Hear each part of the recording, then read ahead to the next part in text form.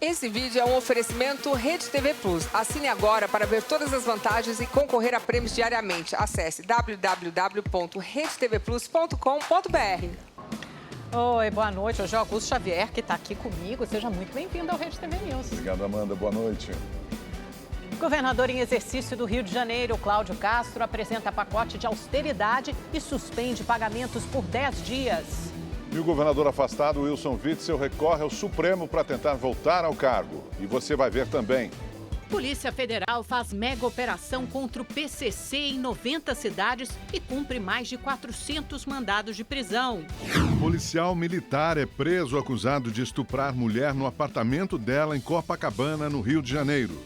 Mortes e internações por Covid-19 caem pela terceira semana seguida no estado de São Paulo. A maior facção criminosa do país, o PCC, foi alvo hoje de uma operação em 19 estados e no Distrito Federal. Segundo a polícia, a organização criminosa pagava mesada a 220 criminosos que estão presos. Em um único endereço, em Santos, no litoral de São Paulo, os policiais apreenderam o equivalente a 6 milhões em notas de real e dólar. 1.100 agentes da Força Integrada de Combate ao Crime Organizado cumpriram os mais de 600 mandados de prisão e de busca e apreensão em 90 cidades. Entre os alvos estão integrantes do PCC, familiares e outras pessoas que eram usadas para lavar o dinheiro da organização. Um rico esquema de lavagem de dinheiro, simulando transações lícitas, esses recursos eram destinados, no final, aos integrantes da facção criminosa que estavam acautelados no sistema federal. De acordo com as investigações, 220 integrantes dessa facção que estão presos em penitenciárias federais recebiam uma mesada por terem alcançado cargos de alto escalão. Existia até um tipo de tabela. Os valores eram maiores para os criminosos responsáveis pelo assassinato de juízes ou policiais, por exemplo. Então, se ele foi remetido para o sistema penitenciário federal por pertencer à facção, ele recebe X. Por exercer algum cargo de relevo na facção, ele recebe o valor 2X. E se ele executou alguma missão da facção, ele recebe o valor 3X, leia-se ter matado algum servidor público. O estado com o maior número de mandados foi o Paraná. 101 de prisão e 72 de busca e apreensão. Em Cuiabá, um policial federal acabou sendo baleado durante a operação, mas foi salvo pelo colete à prova de balas. 252 milhões de reais foram bloqueados de contas ligadas ao PCC. Ela visa, acima de tudo, desarticular, desestabilizar, na verdade, quebrar a parte financeira da organização criminosa. Não estamos mais no viés de realizar operações prendendo membros de baixo escalão, como eu disse antes, ou simplesmente apreendendo drogas. Sempre o objetivo é enfraquecer essas organizações criminosas.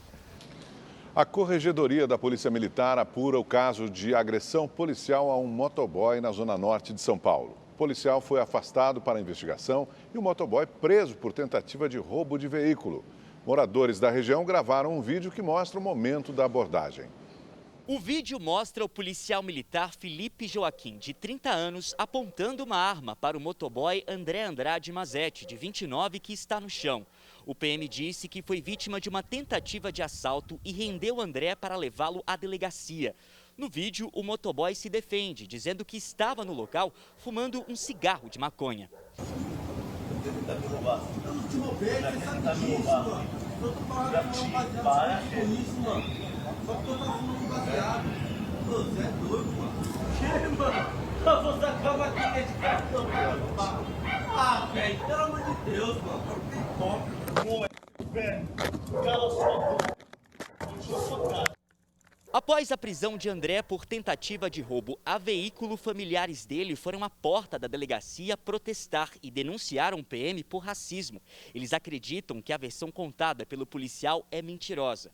O caso é investigado na corregedoria da PM e, por enquanto, o motoboy permanece detido. De São Paulo, Danilo Alves para o Rede TV News. Um policial militar foi preso por suspeita de estuprar uma mulher em Copacabana, na zona sul do Rio de Janeiro. Imagens registradas no dia 24 de agosto mostram o policial militar na portaria do prédio da vítima em Copacabana, na zona sul do Rio. Em um outro vídeo, ele caminha em direção ao elevador e sobe até o apartamento da mulher, que não quer se identificar. De acordo com a vítima, o policial já havia atendido uma ocorrência no prédio uma semana antes, quando um vizinho chamou a polícia por conta de uma briga. No dia em que o estupro teria ocorrido, o agente afirmou que precisava de outras informações para concluir o registro e, assim, conseguiu acesso ao apartamento. No que ele entrou, ele começou com as agressões. Não passamos do corredor, ele me prendeu meio que num canto da parede, tem um vão. E ali mesmo aconteceu. E falei com ele, eu tenho um namorado policial e aqui o prédio grava, né, que tem câmera. Muito rápido, assim. Quando ele teve essa noção, assim, ele me soltou e foi embora. Após o ataque, a mulher foi à delegacia, mas encontrou dificuldades para registrar a ocorrência. Fui com uma amiga até a 12ª delegacia. Chegando lá, ela solicitou uma policial feminina, pediu ajuda. Foi nos informado que não tinha nenhuma policial disponível, mesmo tendo mulher lá.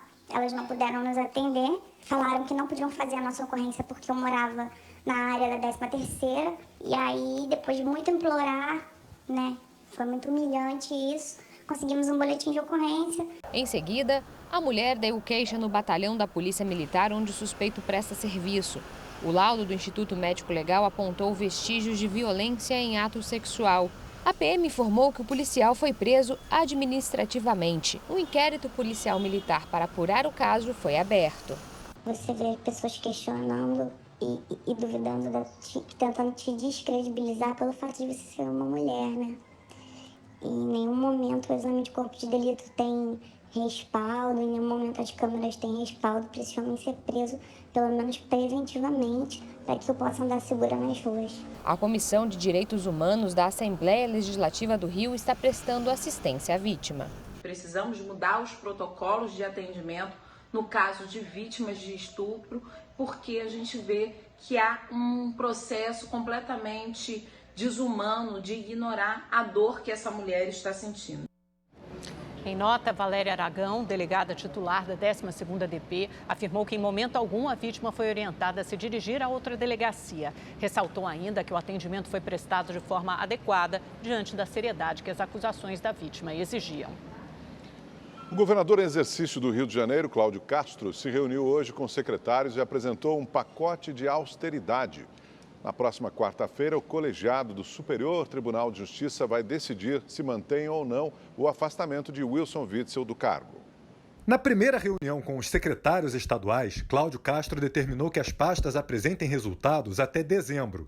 A intenção é melhorar os números da segurança, evitar o colapso do transporte público e conter e dar transparência às contas do governo.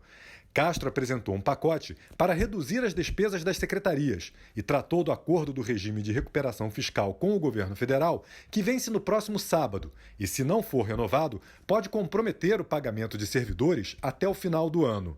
Cláudio Castro também conversou com os secretários de Planejamento, Saúde e Educação sobre a volta às aulas da rede estadual. Elas só serão retomadas quando houver segurança para evitar a expansão dos casos de Covid-19 no estado. Cláudio Castro assumiu o governo depois que Wilson Witzel foi afastado na última sexta-feira por determinação do Superior Tribunal de Justiça. Ele, a primeira-dama Helena Witzel e mais 7 pessoas foram denunciadas pela Procuradoria-Geral da República por participação em um esquema de corrupção. Ontem, um dos procurados pela Polícia Federal se entregou no aeroporto Salgado Filho, em Porto Alegre. Vitor Hugo Cavalcante Barroso é apontado pela investigação como operador financeiro do pastor Everaldo, presidente do PSC, que também está preso. Barroso é citado 60 vezes na representação do Ministério Público Federal, que apontou o loteamento de contratos e cargos na gestão de Witzel. O governador afastado entrou com um pedido no Supremo Tribunal Federal para cassar a liminar concedida pelo ministro do STJ, Benedito Gonçalves. A defesa de Witzel alega que a decisão deveria ter sido tomada pelo colegiado e não monocrática. Os advogados também pedem que o STF esclareça se, para o afastamento, seria necessário que o tribunal recebesse uma denúncia prévia contra Witzel.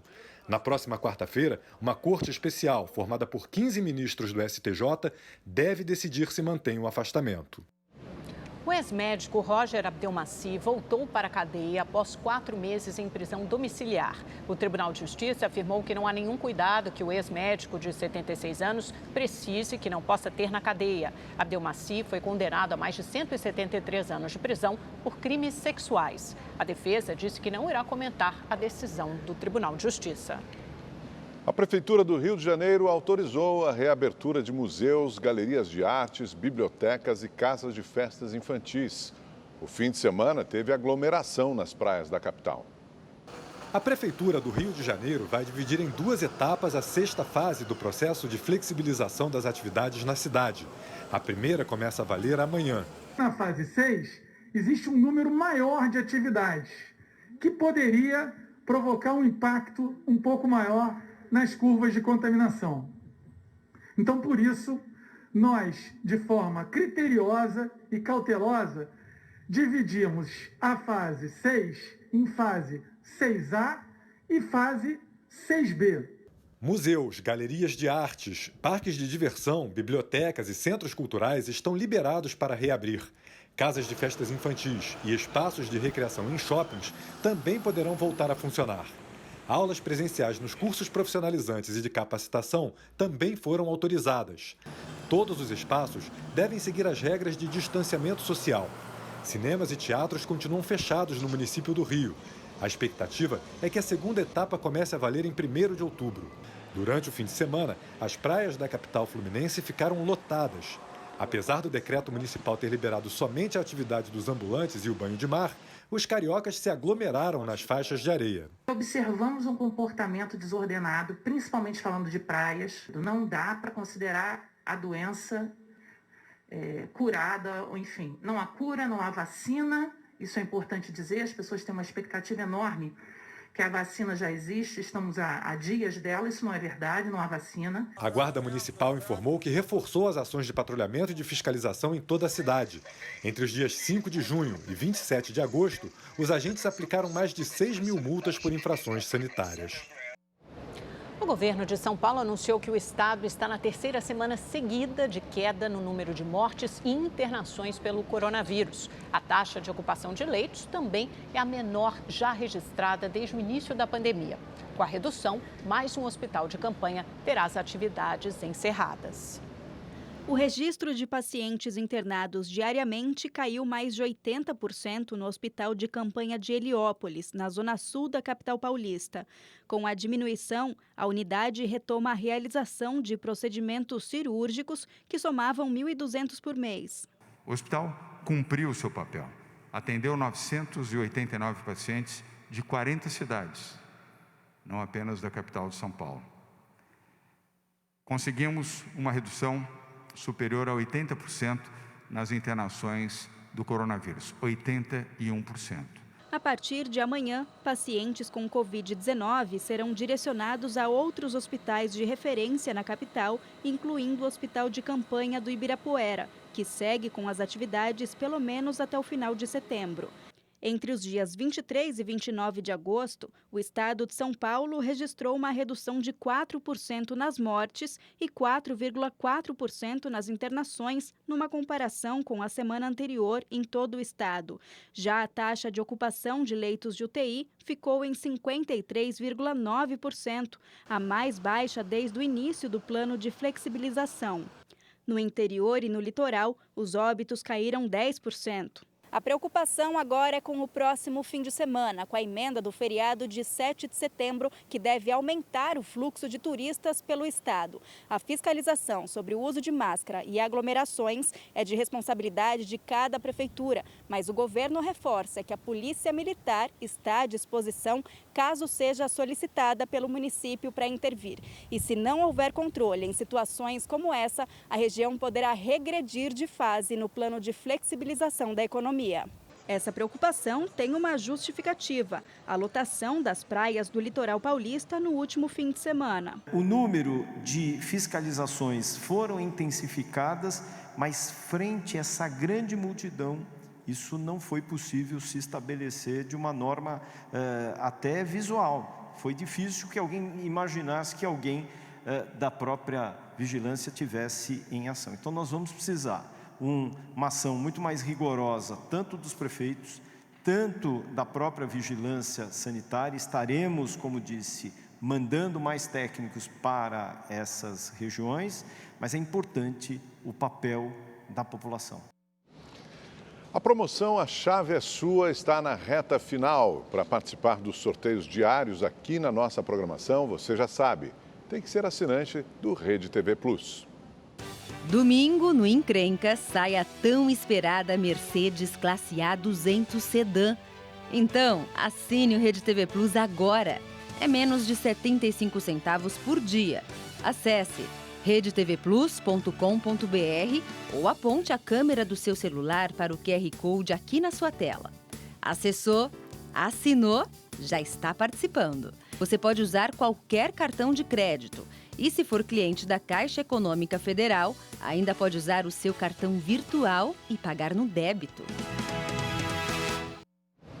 A partir de hoje, o comércio de praia voltou a operar no litoral de Pernambuco. E a ilha de Fernando de Noronha reabre para turistas que já tiveram Covid-19. Aqui na praia de Boa Viagem foram quase 6 meses assim, sem guarda-sóis ou comidinhas de praia. Um sufoco para os 476 barraqueiros que tiravam o sustento da venda de comidas e bebidas antes da pandemia. Mas hoje eles estão de volta. A retomada faz parte da fase 8 do plano de flexibilização das atividades econômicas no estado. E a expectativa dos comerciantes é grande. Nesse momento agora nós estamos higienizando os nossos materiais e consertando, até porque a maioria deles estão praticamente sem condição de trabalho. A gente vai ver como vai fazer para conseguir ajudar os colegas. Para essa retomada, o governo de Pernambuco estabeleceu um protocolo específico. Distância de 4 metros entre cada guarda-sol e ocupação máxima de até 4 cadeiras. Os ambulantes também devem usar álcool em gel e todos, incluindo os clientes, devem usar máscaras. Segundo a associação da categoria, cerca de 35 mil ambulantes foram impactados por essa pandemia. Tento fazer o melhor para poder atender toda a população e que essa retomada seja boa para todo mundo e ter muito cuidado e se proteger. Joyce, que vem sempre para a praia, acha que o retorno é precipitado. Todo mundo quer curtir uma praia, mas a gente tem que ver se realmente está vindo de máscara, se está com distanciamento, se tem um álcool.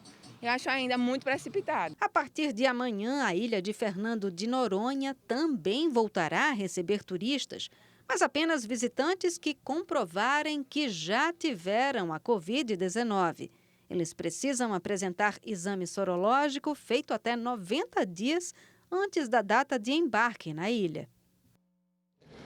O vice-presidente da República, Hamilton Mourão, disse ser contra a autorização para que militares recebam acima do teto do funcionalismo público. A autorização para que militares com cargo no governo acumulassem o salário está em um parecer da Advocacia Geral da União. Segundo a AGU, o documento está suspenso para reexame. Tem 2 aspectos aí. Número 1, já tem jurisprudência a respeito que os proventos de aposentadoria não acumulariam com a questão de abate-teto. Agora, número 2, tem a questão ética e moral, que eu acho que então não é o caso, tá bem? Eu claramente sou contra isso aí, no momento que nós estamos vivendo. Se a gente estivesse vivendo uma situação normal, país com recursos sobrando, tudo bem, mas não é o que está acontecendo. Com a queda na taxa básica de juros, a Selic, o mercado de ações no Brasil tem se tornado cada vez mais atraente. Muitas pessoas estão se arriscando mais e apostando nos rendimentos da Bolsa de Valores. Com isso, o número de investidores aumentou neste ano e já são quase 3 milhões de pessoas. A Laís aproveitou o tempo durante a quarentena para fazer um curso e aprender a lidar com o próprio dinheiro. Se antes ela ficava na mão dos bancos, agora é ela mesma quem decide onde aplicar parte do que ganha. Antes da Bolsa, eu só investia em investimentos que eram indicados pelo gerente do banco. Então, eu investia em CDBs, LCIs e fundos de investimentos. Eu sempre soube que eu tinha que guardar uma parte do que eu ganhava para o meu futuro, mas eu não fazia esse gerenciamento, eu delegava isso para outras pessoas. Até julho de 2019, a Bolsa de Valores de São Paulo concentrava cerca de 1 milhão de investidores pessoa física. De lá para cá, esse número aumentou. Atualmente, são quase 3 milhões de pessoas investindo em ações. Nem a pandemia freou essa alta. Só de março a julho deste ano, 900 mil pessoas passaram a investir na Bolsa. Com isso, há um novo perfil de investidor no mercado de ações. A cada 10 pessoas, 6 têm entre 16 e 45 anos. Segundo os economistas, uma série de fatores provocaram essa nova onda na Bolsa de Valores. Uma delas é a taxa básica de juros, que atualmente está em 2% ao ano. Até pouco tempo, deixar o dinheiro parado em investimentos considerados conservadores, como a poupança, rendia bons lucros. No entanto, isso acabou mudando. Com a queda dessa taxa, uma queda muito expressiva, então a gente já viu a Selic há muitos anos atrás em torno de 14% e agora ela aí é 2%, abaixo dos 2% até o fim do ano. Então isso levou com que muitas pessoas migrassem para investimentos de renda fixa para a Bolsa de Valores, procurando uma maior rentabilidade e também, de certa forma, diversificar sua carteira de investimentos. Em 2019, por exemplo, o índice da Bolsa de Valores fechou com um rendimento superior a 30%, bem maior que outras opções de investimentos como a poupança e os CDBs, que ficaram abaixo dos 6%. Apesar de ser atraente, os economistas alertam que é preciso conhecimento básico para investir no mercado de ações. Para aquele investidor que é novato em bolsa, ele deve entrar com bastante cautela, né? Nós estamos num momento de bastante incerteza em relação ao futuro, não só da economia local, mas quanto à economia internacional. Então deve-se levar em consideração seu perfil de risco, qual é o prazo que ele tem para investir, qual é o seu momento de vida, se tem alguma necessidade de liquidez no curto prazo, isto é, olha, de repente precisa ali de um dinheiro para daqui 3 meses. Por que tudo isso? Porque a Bolsa é um investimento de longo prazo. Começaram hoje as inscrições para o vestibular da FUVEST 2021. Mesmo com a pandemia do novo coronavírus, as provas e fases não sofreram alterações. Neste ano, o vestibular terá uma novidade. Pela primeira vez, a USP vai oferecer 50% das vagas para estudantes de escolas públicas. A medida pode ajudar a diminuir as diferenças do aprendizado durante este ano letivo, impactado pela pandemia do novo coronavírus. Diferente da Unicamp e da Unesp, que reduziram as obras literárias obrigatórias, o tempo de prova, e fizeram a troca de questões dissertativas por objetivas, a FUVEST decidiu manter o formato tradicional. O processo seletivo terá a mesma quantidade de questões e o mesmo período de duração como nos anos anteriores à pandemia. A tendência é que os vestibulares tenham o mesmo grau de dificuldade do ano passado, portanto, o importante é estudar. São 5 meses até as provas, tanto o Enem, a Unicamp, a Unesp e a FUVEST serão em janeiro, as suas primeiras fases. Portanto, agora, nesse período, o importante é se planejar, estudar baseado nas dificuldades que se tem, nos recursos disponíveis, mas estudar. A decisão da FUVEST de manter o formato do vestibular surpreendeu alguns alunos. Apesar da FUVEST ter esse caráter todo conservador que ela já tem, que ela já carrega, né, das provas serem totalmente tradicionais, eu esperava que eles fossem mudar e fazer algumas alterações, mas foi tipo o fim da esperança. Eu acho que para todo mundo. Durante esse período de isolamento social, o estudo ele se tornou um grande desafio para mim. Então, durante a semana, eu assisto às aulas disponibilizadas pelo cursinho na plataforma e à tarde eu faço os exercícios das apostilas, além de resolver listas de exercícios avulsos que eu encontro na internet. As inscrições vão até o dia 23 de outubro. Para nós, desistir não é uma opção e estamos certos que vamos realizar o nosso sonho de chegar à universidade. É isso aí. O novo terremoto foi registrado nessa madrugada no Recôncavo Baiano. Em 24 horas, ao menos 10 tremores ocorreram na região. O primeiro tremor foi registrado na manhã de domingo, na cidade de Mutuípe. A magnitude chegou a 4,6 na escala Richter, com profundidade de 10 quilômetros. O negócio tá feio, velho. tremeu tudo. Rapaz, o tanto de gente que está na rua aí, ó. O tremor também foi sentido em outras cidades do Recôncavo Baiano e até em alguns bairros de Salvador. No interior do estado, o forte abalo provocou danos em algumas casas. Neste mercado, produtos caíram das prateleiras. Outros 2 terremotos foram registrados na noite de domingo e na madrugada de hoje. Segundo o Instituto de Geociências da Universidade Federal da Bahia, a região está em uma área com falhas geológicas, onde os tremores são comuns. A Defesa Civil diz que não há motivos para preocupação. E até tranquilizar a população que o Brasil não tem essa possibilidade de ter terremotos com grandes magnitudes, como ocorre no Japão, no Haiti, no Chile e em outros países. O máximo que ocorre aqui é chegar a essas magnitudes moderadas que vão provocar estrondos, tremores, mas no máximo algumas rachaduras em imóveis. Chegou a hora de saber como vai ficar o tempo amanhã em todo o Brasil com a Gabriela de França. Olá, boa noite para todo mundo. Depois de um final de semana de muito sol e calor, a segunda-feira chegou mais fresquinha e encoberta em São Paulo, viu? Tudo por causa de uma frente fria que está aqui no oceano. Amanhã, além de provocar um aumento de nuvens, ela vai trazer também um pouco de chuva e de umidade aqui para a faixa leste de São Paulo e também em áreas aqui do Espírito Santo. Rio de Janeiro e Belo Horizonte não chove, mas o tempo fica um pouco mais encoberto, com aumento de nuvens e máxima de 26 graus nas duas capitais. Agora, na capital paulista, volta a chover. Mesmo assim, gente, é uma chuva leve, fraca, em pontos isolados ou até mesmo em forma de garoa, tá? E a temperatura segue mais amena. Quarta-feira o tempo continua mais encoberto, mas aí a partir de quinta o sol já volta a aparecer aí com mais força, esquenta mais e a semana deve terminar mais uma vez com muito sol e quente, temperaturas perto dos 30 graus, tá? No sul do Brasil, sim, tem previsão de chuva para valer, chuva forte e volumosa, acompanhada de muita ventania aqui no centro-sul gaúcho. Nas outras áreas do sul, essa chuva deve ser de leve a moderada, como aqui entre Santa Catarina e Paraná. Na capital gaúcha, lá em Porto Alegre, portanto, terça-feira nublada, com chuva e fria, não passa dos 16 graus. E o que chama atenção são os ventos que serão bastante fortes, tá? Quarta-feira, a temperatura sobe um pouco mais e o sol aparece entre nuvens. Terça-feira de tempo instável ainda aqui na costa leste do Nordeste. Pancadas de chuva continuam mais para o finalzinho da tarde aqui no extremo norte.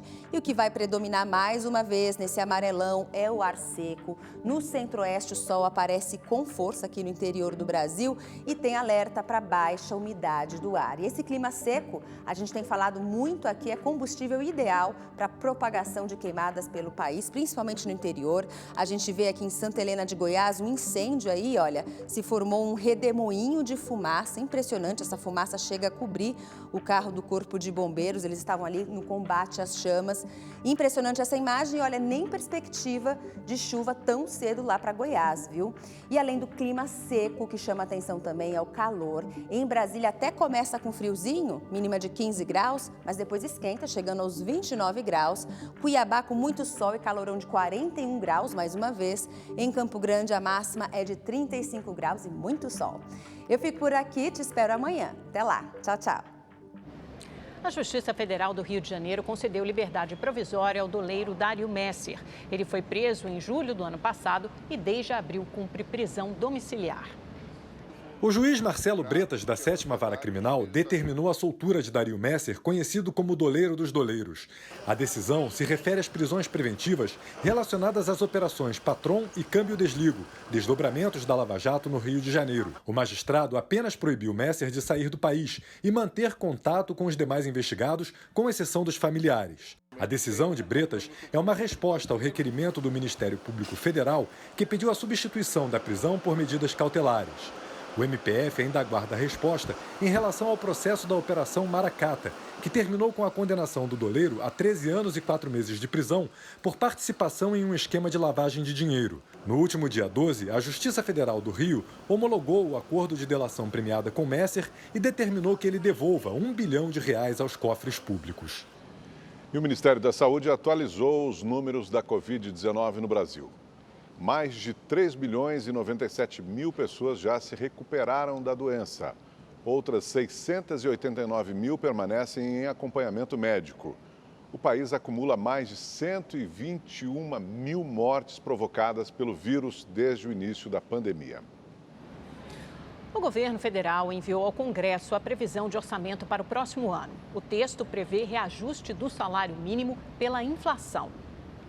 O orçamento de 2021 prevê o salário mínimo de R$ 1.067, um aumento de R$ 22.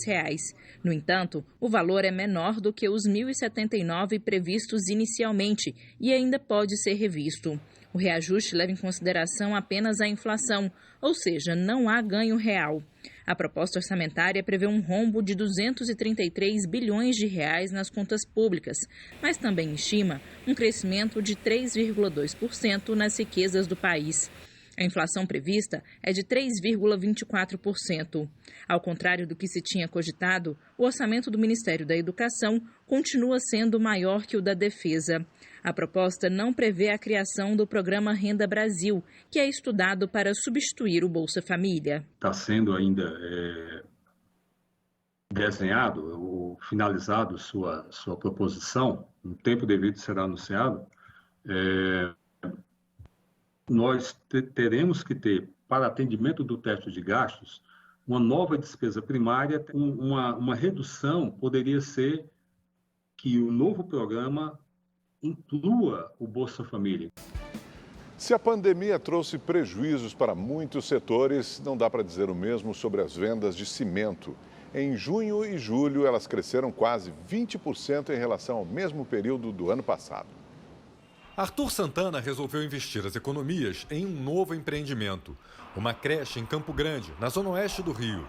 O empresário aproveitou a pandemia para fazer as obras no espaço comercial. Para a construção de salas e divisórias, Arthur tem gastos altos com os sacos de cimento. O cimento, no início da obra, a gente estava pagando R$16,90. E no decorrer da pandemia, a gente chegou a pagar R$25 no saco de cimento, o que acarretou num aumento significativo do preço da obra e do momento final, né, de construção. Para o Sindicato da Indústria do Cimento, em tempos de quarentena, as obras estão em alta. Nos meses de junho e julho, o setor registrou vendas de quase 6 milhões de toneladas, um crescimento de 19% em relação ao mesmo período do ano passado. As vendas no acumulado dos 6 primeiros meses do ano cresceram 6,5% em relação ao mesmo período de 2019. A gente conseguiu manter o trabalho e não alterar nosso dia a dia com a equipe. Graças a Deus não precisamos demitir ninguém. Segundo o sindicato, 80% dessas vendas foram para a continuidade de obras do setor imobiliário, construções comerciais e também para a chamada autoconstrução residencial. Com mais tempo em casa por causa da quarentena, muita gente resolveu reformar a moradia. Após um baixo desempenho nos 4 primeiros meses de 2020, a indústria de cimento teve uma forte recuperação, principalmente a partir de maio, junho e julho.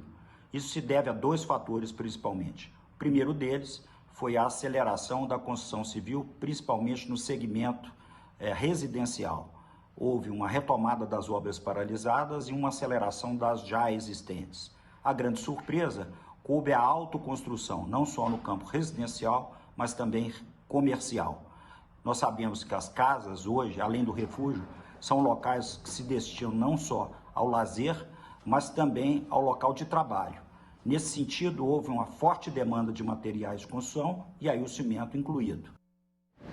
O ministro do Tribunal de Contas da União, Vital do Rego, virou réu por corrupção e lavagem de dinheiro na Lava Jato. A denúncia foi aceita pela Justiça Federal do Paraná. De acordo com o Ministério Público, o ex-senador pelo MDB recebeu 3 milhões de reais em propina na época em que presidia a CPMI da Petrobras em 2014. Vamos agora ao comentário de Boris Casoy. Boa noite. Quando se analisa a questão da criminalidade no Brasil, a tendência geralmente é vinculá-la à pobreza, à falta de uma boa educação e às drogas. Um quadro em que o criminoso é geralmente visto como uma espécie de vítima do meio, da injustiça social do país. Isso nem sempre é verdade e tem sido alvo de discussões entre especialistas. Mas existe também o problema da criminalidade nas classes mais elevadas, próximas do pico da pirâmide social.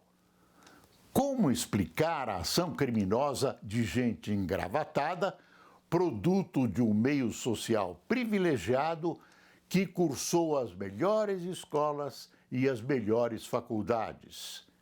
E o exemplo está aí, nos indivíduos instalados no poder público e que se dedicam a lesar o patrimônio dos cidadãos. É o caso de gigantescas proporções daqueles que se aproveitam da pandemia para furtar a população. A ação desses bandidos custa a vida de um sem número de pessoas privadas de assistência, enquanto esses malfeitores enchem os bolsos com o dinheiro público. Essas mentes prostituídas nada têm a ver com a pobreza ou a falta de boa escolaridade. Sua ação nefasta, assassina, parte de uma decisão puramente individual, uma questão de caráter e de insensibilidade com a vida dos seus semelhantes. Seus crimes têm uma amplitude enorme e não podem ser julgados à luz de nossas leis benevolentes, com o pressuposto ingênuo de que são seres humanos recuperáveis.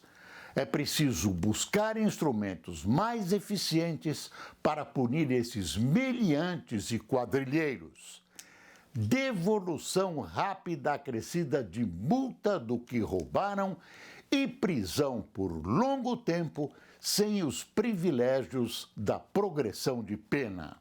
O RedeTV News fica por aqui. Boa noite, até amanhã. Tchau, tchau. Boa noite.